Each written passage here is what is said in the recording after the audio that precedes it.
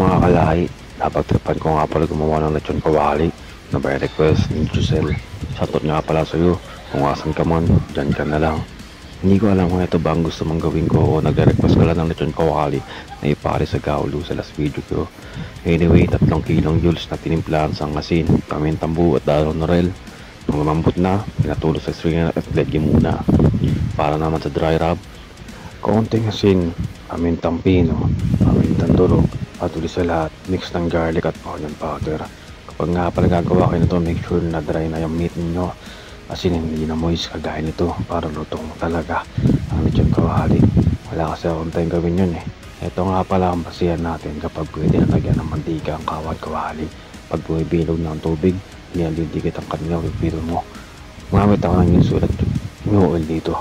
Pag okay na, init na mantika, palanguyin ang karne. Tapos syempre, takloban mo para hindi malapit. Yung iba nga pala nito, niluto ko sa air fryer para lang may comparison tayo. Iset lang natin sa 200 degrees Celsius for 30 minutes.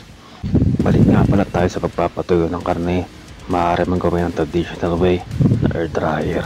Ang ginagawa, sinasabit o kaya binibilad sa araw ng karne ng ilang oras o kaya araw.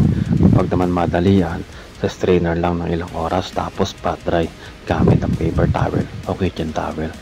Pero sa mga restaurant, gumagamit na sila ng machine sa pagpapatuyo sa napalambot na karne bago iprito.